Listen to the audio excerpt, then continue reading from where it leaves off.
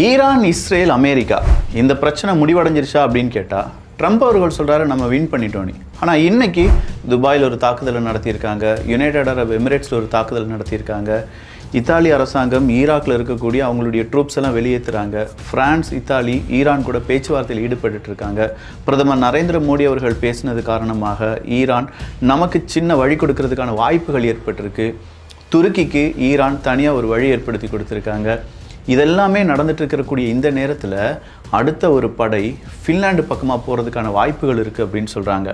திடீர்னு பார்த்தா வடகொரியா, ஜப்பான் பிரச்சனை பெருசாக மாறிட்டு இருக்கு அப்படின்னு சொல்கிறாங்க. ஆயிரக்கணக்கான மீன்பிடி கப்பல்கள் இப்போது தைவானை சுற்றி இருக்குது அப்படின்னு சொல்லக்கூடிய தகவல் ரொம்ப விசித்திரமாக இருக்குது. ஏய், நிம்மதியாகவே இருக்க விட மாட்டிங்களாடா அப்படிங்கிற மாதிரி இருக்குல்ல. செய்திகள் வந்திருக்கு, என்னெல்லாம் வந்திருக்கு அப்படிங்கிறத இந்த ஒரு பதிவில் பார்க்க போகிறோம். அன்பு தமிழஞ்சங்களுக்கு தமிழ் பொக்கிஷத்தின் வணக்கங்கள்.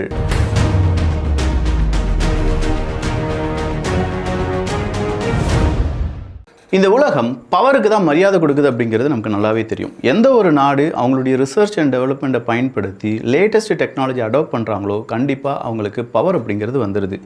ஏஐ அப்படிப்பட்ட அந்த டெக்னாலஜியில் ஒரு சூப்பரான பவர் தான். அப்படிப்பட்ட ஏஐ பிஸ்னஸ் பர்சன்ஸ் அவங்களுடைய பிஸ்னஸுக்காகவும், இண்டிவிஜுவல்ஸ் அவங்களுடைய வேலைக்காகவும், அவங்களுடைய அன்றாட வேலைக்காகவும் பயன்படுத்துகிறாங்க. நீங்களும் இந்த ஏஐ ஃபீல்டில் அடுத்த கட்டத்துக்கு போகலாம். ஒரு 2 நாள் நடக்கக்கூடிய ஃப்ரீ ஏஐ ட்ரைனிங்கை அட்டன் பண்ணிங்கன்னா, இந்த சாட்டர்டே சண்டே வர்ற 10 மணிலேருந்து 7 மணி வரை 16 மணி நேரம் நடக்கக்கூடிய இந்த ஏஐ ட்ரைனிங்கில் நீங்கள் என்னெல்லாம் கற்றுக்கொள்வீங்க அப்படின்னா, how to build a personal AI tool kit with 10+ tools, how to master prompt engineering, how to automate repetitive tasks without any coding, how to create professional presentation images and videos, how to develop AI agents.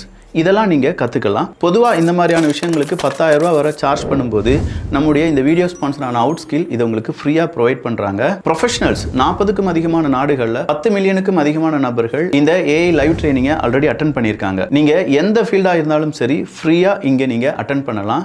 Future proof AI, அதில் நீங்களும் உங்களுடைய ஒரு பகுதியை, உங்களுடைய பாதையை தேர்வு செய்வதற்கும், நிறைய டூல்ஸை பற்றி தெரிந்து கொள்வதற்கும் இது உபயோகமாக இருக்க போகுது. ஸோ இதில் ரெஜிஸ்டர் பண்ணுறதுக்கான லிங்க் கீழே டெஸ்கிரிப்ஷனில் இருக்குது, யாரும் மிஸ் பண்ணிடாதீங்க. ஃபஸ்ட்டாக நம்ம பார்க்க வேண்டியது ஈரான், அமெரிக்கா, இஸ்ரேல் இந்த பிரச்சனை ஏன் வந்துச்சு அப்படிங்கிறது தான். எல்லாருக்கும் தெரியும், கிட்டத்தட்ட ஒரு 40-50 வீடியோ அப்படின்னா இந்த வீடியோவில் எல்லாரும் தெரிந்து கொண்ட ஒரு விஷயம், ஈரான் அணு ஆயுதத்தை செய்ய ட்ரை பண்ணாங்க.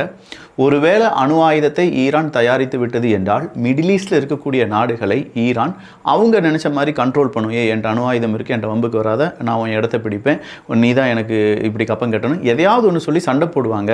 எனவே நாங்கள் ஈரானை ப்ரிவென்ட் பண்ணிட்டோம் அப்படின்னு சொல்கிறது தான் அமெரிக்காவும் இஸ்ரேலும் சொல்லக்கூடிய ஒரே ஒரு காரணம். இல்லை, எங்கள் நாட்டுக்கு எதிராக இஸ்ரேல் சொல்கிறாங்க, எங்கள் நாட்டுக்கு எதிராக ஈரான் அணு ஆயுதத்தை பயன்படுத்திடுவாங்க, அதன் காரணமாகவும் நாங்கள் என்ன செய்கிறோம், ஈரானை அடிக்கிறோம் அப்படின்னு சொல்லியும் இஸ்ரேல் ஒரு காரணத்தை சொன்னாங்க. ஸோ அணு ஆயுதத்தை ஒரு நாடு உருவாக்கக்கூடாது, இல்லை அணு ஆயுதத்தை ஒரு நாடு பயன்படுத்தக்கூடாது அப்படின்னு சொல்லி அணு ஆயுதம் வைத்துக்கொண்டு அணு ஆயுதத்தை எதிராக பேசக்கூடிய நாடுகள் தான் இந்த யுத்தத்திற்கு காரணம் அப்படிங்கிறதுல மாற்றுக்கருத்து கிடையாது. இஸ்ரேல் டீம் இருக்குது, அமெரிக்கா டீம் இருக்குது, உங்கள் வீட்லேயும் இருக்குது, எங்கள் வீட்லேயும் இருக்குது, பக்கத்து வீட்லேயும் இருக்குது. ஆனால் அவங்க வீட்டில் மட்டும் அணு ஆயுதம் இருந்துடக்கூடாது அப்படிங்கிற நிலைப்பாட்டுடன் இருக்கக்கூடிய இந்த நாடுகள் அடுத்ததாக என்ன செய்ய போகிறாங்கன்னா, நேட்டோ நாடுகள்கிட்ட போய் அணு ஆயுதத்தை நீ வச்சுக்கிறியா இல்லையா அப்படிங்கிற கேள்வியே கேட்குறாங்க. இதில் புதுசாக நேட்டோவில் சேர்ந்த ஃபின்லாண்டு என்ன சொல்கிறாங்கன்னா, சார் அணு ஆயுதமா, எங்கள் நாட்டில் அணு ஆயுதம் சம்மந்தமாக எந்த விதமான பிரச்சனைகளும் வரக்கூடாது அப்படின்னு சொல்லி அரசியல் சாசன சட்டம் ஒன்று இருக்குது. ஆனால் நான் நேட்டோவில் ஜாயின் பண்ணிட்டேன் பார்த்தீங்களா, அந்த அரசியல் சாசன சட்டத்தில் நம்ம என்ன செஞ்சிடலாம், சின்னதாக ஒரு கோடு போட்டு திருத்தம் போட்டு அணு ஆயுதத்தை நீங்கள் எங்கள் நாட்டில் கொண்டு வச்சுக்கலாம் சார் அப்படிங்கிற முடிவுக்கு வந்திருக்காங்களாம். ஃபின்லாண்டினுடைய இந்த முடிவு எவ்வளவு பெரிய ஒரு பிளண்டர் தெரியுமா?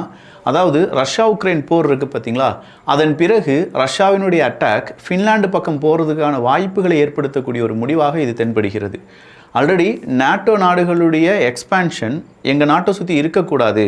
இப்போது உண்மையை கொஞ்சம் யோசிச்சு பாருங்கள், ஈரானை சுற்றி அமெரிக்காவினுடைய எக்ஸ்பேன்ஷன் இருக்கக்கூடாது அப்படின்னு சொல்லி ஈரான் சொன்னாங்க. ஆனால் அமெரிக்கா என்ன செஞ்சாங்க, பஹ்ரைனில் அவங்களுடைய 5th ஃப்ளீட்டை கொண்டு நிப்பாட்டினாங்க. இன்றைக்கி 5th ஃப்ளீட்டுக்கு எதிரான தாக்குதலில் ஈரான் ஈடுபட்டிருந்தாங்க.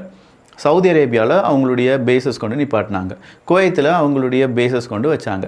இப்படி ஈரானை சுற்றி அமெரிக்காவினுடைய எக்ஸ்பேன்ஷன் இருந்ததுனால ஈரான் என்ன சொல்லிச்சு, என்னப்பா இப்படி செய்கிற, நாட்டில் இருக்கக்கூடிய இந்த எக்ஸ்பேன்ஷனாக நாங்கள் அடிப்போம் அப்படின்னு சொன்னாங்க.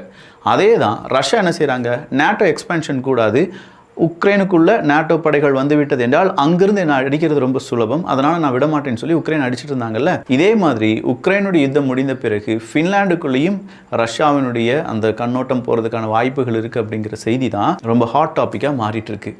இது நடக்குமான்னு கேட்டால் ஃபின்லாண்டு ஓகே சொல்லிட்டாங்கங்க. இன்றைக்கி ஃபின்லாண்டினுடைய டிஃபென்ஸ் மினிஸ்டர், அவர் பேர் ஆன்டி ஹக்கேனன் அப்படிங்கிறவர் தான். Finland will make legislative changes to allow the deployment of nuclear weapon on Finnish territory அப்படின்னு சொல்லியிருக்காங்க.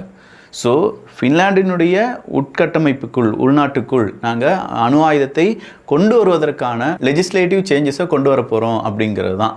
இது எவ்வளோ பெரிய பிரச்சனை உருவாக்கும் அப்படிங்கிறது இப்போதே உங்களுடைய மனக்கண்ணில் வந்து போகும். அப்படியே வந்து போகட்டும். அடுத்ததாக இன்னொரு விஷயத்தையும் நான் சொல்லிடுறேன்.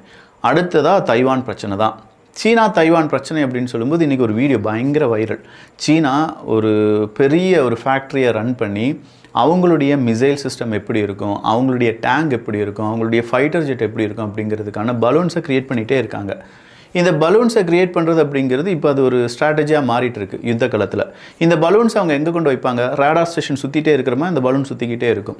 பீரங்கி ஓடுற மாதிரி இந்த பலூன் ஓடும், பின்னாடி வரும், முன்னாடி போகும். பீரங்கி எப்படி போகுதோ அப்படியே போக முடியும். ஆனால் ஒன்று, இதில் ஹீட் அப்படிங்கிறத சென்ஸ் பண்ணணும். ஏன்னா ஒரு மெஷின் அப்படிங்கிறது அது ஒரு ஹீட் இருக்கும், அதுக்கு தகுந்த மாதிரியான ஒரு மாடிஃபிகேஷன்லாம் செஞ்சு வச்சுருப்பாங்களா இருக்கும். ஸோ இதை ரொம்ப பெரிய அளவில் அவங்க செஞ்சுக்கிட்டே இருக்காங்க. இதே மாதிரியான ஸ்ட்ராட்டஜியை ஈரானும் பயன்படுத்தியிருந்தாங்க. ஈரானில் சில இடங்களில் இஸ்ரேல் குண்டுகளை போட்டாங்க. ஆனால் குண்டுகளை போட்ட பிறகு ஒரு ஃபைட்டர் ஜெட்டு அப்படி கீழே நமக்கு நல்லாவே தெரியுது. அந்த குண்டு விழுந்த பிறகும் ஃபைட்டர் ஜெட் அப்படியே தான் இருக்குது.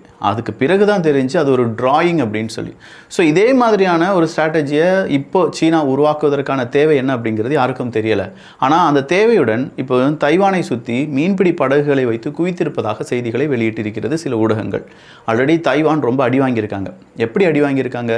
இந்த ஸ்ட்ரைட் ஆஃப் ஹார்மஸ் அப்படிங்கிறது திறக்கப்படாததால் தைவானுக்கு தான் பெரிய சிக்கல். அவங்களுடைய செமிகண்டக்டர்ஸ், அவங்களுடைய அடுத்த கட்ட எனர்ஜி தேவை, இது எதுவுமே நிவர்த்தி பண்ண முடியாத நிலைமையில் தைவான் இருந்துட்டு இருக்கும்போது தைவானை சுத்து போட்டிருக்காங்க சீனா அப்படிங்கிறத இந்த நேரத்தில் வாசிக்கும் போது எப்படி இருக்கும்? அப்படி தான் தைவான் மக்களுக்கும் இருக்கும். சரிப்பா, இதெல்லாம் சாதகமாக பயன்படுத்தி கொண்ட நம்முடைய விமான சேவை செய்யக்கூடிய ஏர் இந்தியாவாக இருக்கட்டும், இல்லை இண்டிகோவாக இருக்கட்டும், ஃபியூல் சார்ஜ் அப்படிங்கிறத எக்ஸ்ட்ராவாக கூட்டியிருக்காங்களாம். கிட்டத்தட்ட 425 ரூபாயிலிருந்து 2300 ரூபாய் வரை ஃபியூல் சார்ஜ் அப்படின்னு சொல்லி கூட்டியிருப்பதாக செய்திகள் வெளியாகி இருக்கிறது. ஸோ நீங்கள் ஃப்ளைட்டை நீங்கள் புக் பண்ண போகிறீங்க அப்படின்னா இப்போ இந்த தட்டுப்பாடுலாம் இருக்குது அப்படின்னு சொல்கிறாங்கல்ல, அதன் காரணமாக இப்போ ஃபியூல் சார்ஜ் இன்க்ரீஸ் பண்ணியிருக்கோம் அப்படிங்கிறது தான் ஏர் இந்தியா இண்டிகோவினுடைய விளக்கமாக இருக்கிறது. இங்கே எப்படின்னா, இன்றைக்கி ஒரு தமிழ்நாட்டிலேருந்து ஒரு பில்லு, இட்லி 12 ரூபா, தோசை 20 ரூபா, கீழே கேஸ் 9 ரூபா அப்படின்னு சொல்லி போட்டு வச்சுருக்காங்க. என்னையா இது பில் அப்படின்னு கேட்டால், இல்லை சார் கேஸ் இல்லாதனால நாங்கள் வெளியில் தான் வாங்கினோம், அப்படி வாங்கினால எங்களுக்கு எக்ஸ்ட்ராவாக செலவாயிருச்சு, அதை நாங்கள் வாடிக்கையாளர்கிட்ட இருந்தாலும் வாங்க முடியும் அப்படின்னு சொல்லி அந்த பில்லில் சேர்த்துருக்கோம் அப்படின்னு சொல்லியிருக்காங்க. இன்னும் என்னெல்லாம் பார்க்க வேண்டியது இருக்குது அப்படிங்கிறது தெரியல. சரி, அப்போ இவ்வளோ யுத்தங்கள் செஞ்சுட்டு இருக்காங்களே இஸ்ரேல், குறிப்பாக ஈரானுக்கு எதிராக இவ்வளோ யுத்தங்கள் செய்கிறாங்களே, அப்போ ஈரானுடைய பட்ஜெட் எப்படி இருக்கும் அப்படின்னு சொல்லி நம்ம கேட்கலாம்ல. ஈரானுடைய பட்ஜெட் உடனே தாக்கல் செய்ய போகிறாங்க. அடுத்த வருஷம், இந்த வருஷத்துக்கு எண்டில் எலெக்ஷன் வேறு இருக்குது. நெத்தன்யாகு அவர்களுக்கு ரொம்ப முக்கியமான எலெக்ஷன் வேறு. இது எல்லாத்துலேயுமே ஜெயிக்கணும்னா பட்ஜெட் அப்படிங்கிறத பற்றியும் இப்போ இஸ்ரேல் டிஸ்கஸ் பண்ணியிருப்பாங்க. ஈரானுடைய யுத்தத்துக்கு மட்டுமே 13 பில்லியன் அமெரிக்க டாலர் எக்ஸ்ட்ராவாக செலவாகும் அப்படின்னு சொல்லி என்ன கேட்டிருக்காங்க, பட்ஜெட்டில் கேட்டிருக்காங்க. 2023 விட 140 பில்லியன் ஷெக்கல்ஸ் அப்படிங்கிறது பட்ஜெட்டில் எக்ஸ்ட்ராவாக கேட்டிருக்காங்க. அப்படி டோட்டலாக பார்க்க போனால் 2023 விட டபுளான பட்ஜெட்டை இப்போ இஸ்ரேல் அவங்களுடைய பாராளுமன்றத்தில் கொண்டு வந்திருக்காங்க. 2023 விட டபுள் பட்ஜெட். ஸோ இந்த டபுள் பட்ஜெட் அப்படிங்கிறது கம்ப்ளீட்டான எக்ஸ்பென்ஸ் எங்கே தான் போயிட்டுருக்கு அப்படின்னு பார்த்தீங்கன்னா மிலிட்ரி ஆக்ஷன்ஸ்க்காக மட்டும் போயிட்டுருக்கு என்பதும் குறிப்பிடத்தக்கது. அப்போது அவங்க 13 பில்லியன் ஈரானுக்கு மட்டும் கேட்டுட்ருக்கிற இதே நேரத்தில் தான் அமெரிக்காவும் என்ன செய்கிறாங்கன்னா, அவங்களுடைய காங்கிரஸ் சபையில் எப்பா எனக்கு ஒரு 8-9 பில்லியன் தேவைப்படுது, ஈரான் கூட ஒரு நாளைக்கு 1 பில்லியன் வச்சு செலவாயிட்டே இருக்குது, அதனால் அடுத்த ஒரு 10 நாள் நாங்கள் போர் புரியறதுக்கு ஒரு 10 பில்லியன் வேணும், ஆல்ரெடி 9 பில்லியன் பாஸ் ஆகி வந்துருச்சு, இன்னொரு 10 பில்லியன் வேணும் அப்படின்னு சொல்லி கேட்டிருக்காங்க போல். இப்போ ஒரு நாளைக்கு 1 பில்லியன் அளவுக்கு செலவுகள் செஞ்சு ஈரானை அடிக்கிறோம் அப்படிங்கிற பேரில் அடித்து, நான் நேற்று ஒரு 5 ட்ராப்பு சொன்னேன் பாருங்கள், அந்த ட்ராப்பில் ஏதோ ஒரு ட்ராப்பில் அமெரிக்காவும் இஸ்ரேலும் சிக்க போகிறாங்க. நமக்கு ஒரு இலூஷன் இருக்கும், ஈரானை அவங்க கண்ட்ரோல் பண்ணிடுவாங்க, ஈரானை அவங்க முடிச்சுட்டாங்க, அவ்வளோதான் தொடச்சி எரிஞ்சிட்டாங்க அப்படின்னு சொல்லி. வித்தின் 1 or 2 இயர்ஸ் ஒருவேளை ஒரு 6 மாதத்துக்குள்ளேயே ஈரான் அடுத்த தாக்குதலை செய்யலாம், இல்லை 1 வருஷத்துலேருந்து 2 வருஷத்துக்குள்ளே அடுத்த தாக்குதல் இருக்கலாம். அப்போ கம்ப்ளீட்டான விக்டரி அப்படிங்கிறத இஸ்ரேலோ இல்லாட்டி அமெரிக்காவோ இங்கே கிளைம் பண்ண முடியுமா அப்படின்னு கேட்டால் அது கிளைம் பண்ண முடியாது. ஈரான் அப்படிப்பட்ட நாடும் கிடையாது. விட்டு கொடுத்து இல்லை நீங்கள் வெற்றி அடைந்து விட்டீர்கள், நாங்கள் இனிமேல் யுத்தத்துக்கே வரமாட்டோம்னு சொல்லிட்டுலாம் போக மாட்டாங்க. இப்போ இருக்கக்கூடிய ரெஜிம் மிகப்பெரிய அளவில் தாக்குதலுக்கு உட்படுகிறது, அந்த ரெஜிம் வேண்டாம் அப்படின்னு சொல்லி நிறைய பேர் இருக்காங்கன்னு சொல்லி மேற்குலக நாடுகளிலிருந்து வரக்கூடிய செய்தி ஊடகங்கள் செய்தியை வெளியிட்டார்கள். ஆனால் இன்றைக்கி ரொம்ப பெரிய ஒரு டே, ஈரானை சுற்றி ஒரு கொண்டாட்டது டேன்னு வச்சுக்கோங்களேன், குவாட் டே அப்படின்னு சொல்லுவாங்க. அந்த டேக்கு அங்கே இருக்கக்கூடிய பிரசிடெண்ட் பெசஸ்கேன் அவர்கள் சாதாரணமாக ரோட்டில் நடந்து போகிறாரு. அவரை வந்து ஹக் பண்ணுறாங்க, கை கொடுக்குறாங்க, கிஸ் பண்ணுறாங்க, தேங்க்யூ சொல்கிறாங்க. நம்ம ஊர் பிரசிடெண்ட் அப்படி போக முடியுமான்னு தெரியலை. ஒருவேளை அவருக்கு எதிர்ப்பு இருந்துச்சுன்னா அவரால் ஃப்ரீயாக அப்படி போக முடியுமா அப்படிங்கிற ஒரு கேள்வி. இன்னொன்று, அங்கே இருக்கக்கூடிய அந்த ரெஜிமுக்கு ஆதரவாக தான் ஒரு கூட்டம் அப்படிங்கிறது நடக்குது. இந்த கூட்டம் எங்கெல்லாம் நடந்துச்சு அப்படின்னா, டெஹ்ரானில் நடந்துச்சு, இஸ்ஃபஹானில் நடந்துச்சு, கர்மனஷா அப்படிங்கிற பகுதியில் நடந்துச்சு, கமேதன் அப்படிங்கிற பகுதியில் நடந்துச்சு. இங்கே எல்லாமே பல்லாயிரக்கணக்கான மனிதர்கள் ஒன்றிணைந்து ஆளும் ஈரான் அரசாங்கத்துக்கு, அந்த ரெஜிமுக்கு, அயத்தலா கமேனி அவர்களுக்கு பிறகு மஜ்தபா கமேனி அவர்களுடைய ஆட்சிக்கு ஆதரவு தெரிவித்து வந்த கூட்டம். இப்போ இவ்வளோ பெரிய கூட்டத்தை ஈரான் வந்து ரெஜிம் சேஞ்சஸை உட்படுகிறது அப்படின்னு சொல்லி மேற்குலக நாடுகள் சொல்லும்போது இதில் ஏதோ ஒரு பிரச்சனை இருக்குல்ல, அந்த பிரச்சனை என்ன அப்படிங்கிறத கண்டுபிடிக்கிறது தான் நம்ம வேலை. அதாவது இன்டர்நேஷ்னல் பொலிட்டிக்ஸ் அப்படிங்கிறத பற்றி யோசிக்கக்கூடிய நமக்கான வேலை. இந்த இடத்துல அமெரிக்கா அவங்களுக்கு சாதகமாக என்னெல்லாம் பயன்படுத்திக்கிட்டாங்கன்னா, கேஸ் விலையை 11% ஏதோ இன்க்ரீஸ் பண்ணிட்டாங்க. இங்கே நமக்கு இன்னும் 1% கூட பெட்ரோல் டீசலுடைய விலை அதிகமாகலை.